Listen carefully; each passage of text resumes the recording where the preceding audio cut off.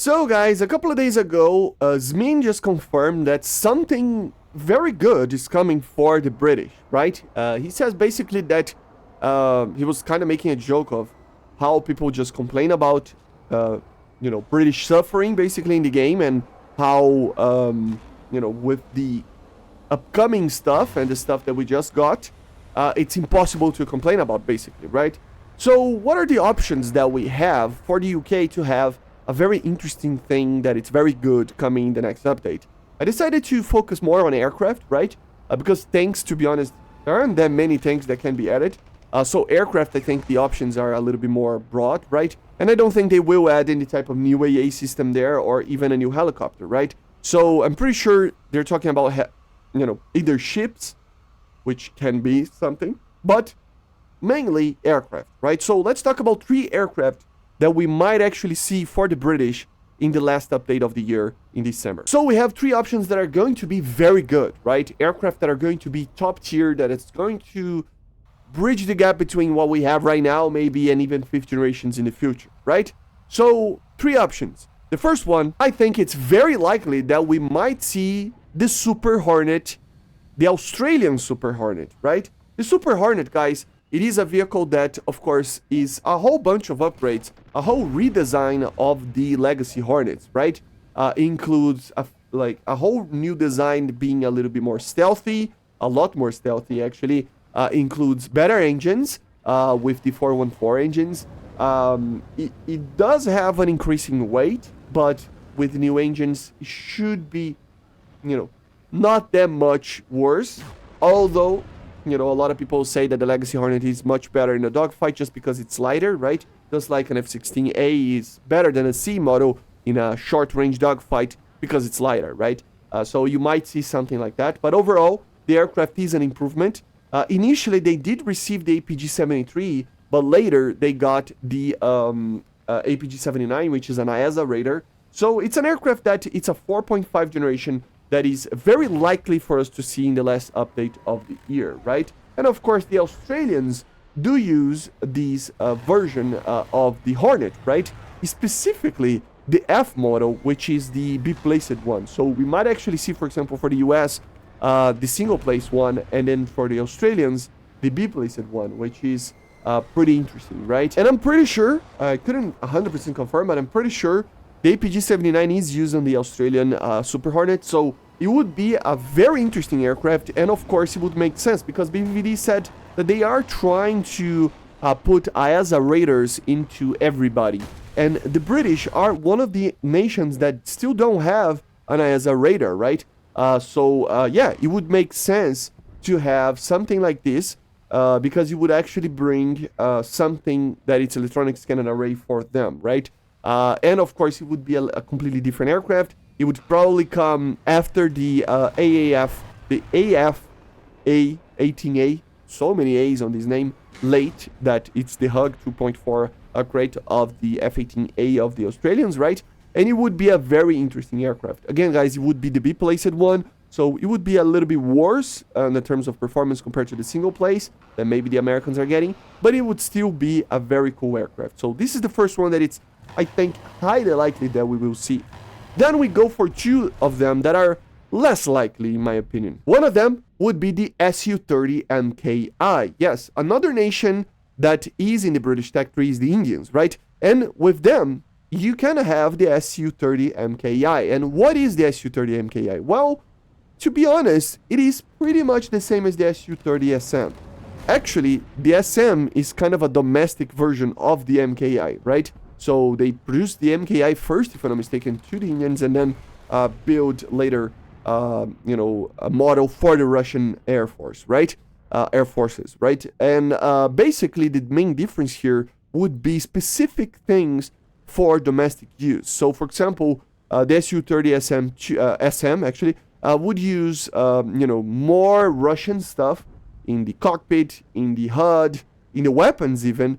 And the MKI would use more Indian stuff, so a mix between Russian, French, Israeli even, and even their own Indian systems, right? So on the HUD, on the on the cockpit, the avionics, stuff like that. It would still use the same engines, basically, right? Thrust vectoring engines with canards. And also, it would still feature the same radar. So, overall, for the in-game purposes of a normal battle, it would be basically the same aircraft. Same performance, same radar, everything like that. In the cockpit is where everything would change. And also, in the missiles. So, for example, the missiles can be very different with the inclusion of the Astra missile, that I don't know if they would add it, but still. The Derby, the I-Derby, of course, and even some other cruise missiles like the BrahMos and stuff like that, right? Along with the standard Russian R-77-1s, R-77s, R-27s, Es, R-73s, stuff like that, okay? So it's a little bit a mix between having an Su-30SM with a different cockpit situation and Indian/Israeli weapons, okay? And with that in mind, you would see even maybe some other missiles, like, for example, they tested the Mika, for example. There are some other situations that could, in theory, be added, right? So it could be very, very interesting to have that. It would be exactly the same on the feeling of the aircraft. It would be pretty much the same aircraft, just that it would have some different cockpits, situations there, and a new weapon. So very cool, and of course, it would be very deadly. Then we need to talk about the likeliness of this thing to be added. Well, it is a little bit unlikely. Why? Because, of course, it is the top dog of the Russians.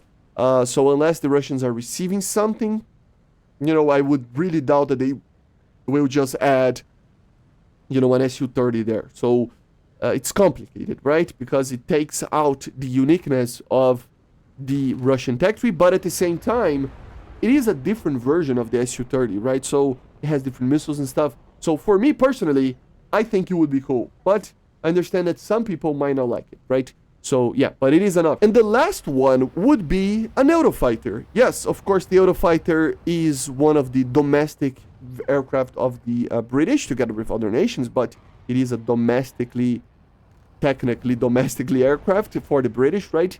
And yeah, we are using a version that it's somewhat later, like late model, but not that late. There are plenty of other later models of the Eurofighter, including 2 models, or even 3 models technically, that we can have it. The Tranche 3, the Tranche 3A, and the Tranche 4.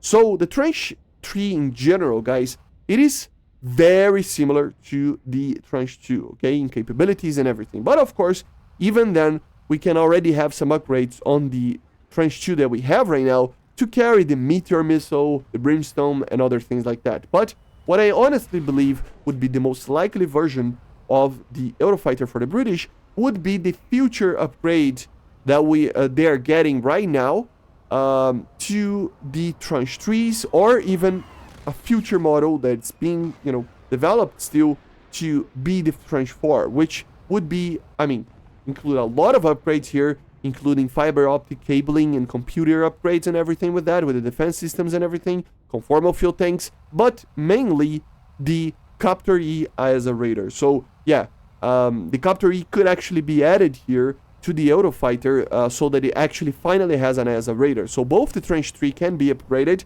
but also the Tranche 4 originally in the model, in the existing plan for this aircraft, it is to be using the Copter E as a radar. Okay, so this is very early days for this upgrade, but still it can happen. Okay, of course it would also include other things like, for example, better air-to-ground capability with the Tranche 3 or 4, with the Lightning 4 pod, for example, and even missiles like the Spear 3, which is very similar to the Brimstone, but it's basically like kind of like a glide bomb that it's guided in the same way as the Brimstone, the Marty ER, which is an anti-ship missile. So we have other things that can be included there to actually be added, right? So overall, guys, it would be very similar to the version that we have in the game, with better defense systems, a better radar, with an ASA radar, and for now the same missiles probably, but it would be the one maybe that we can upgrade with a higher BR later, with Iris-T or SRAMs, right, in this case, and also better versions of BVR missiles, like, for example, the Meteor or even something else, right? So overall, guys, I honestly believe it's unlikely as well that we see this Eurofighter, okay? So what I think it's the highly likely thing is the Super Hornet. But the Su-30 MKI would be very interesting, and, you know, maybe it can be happening.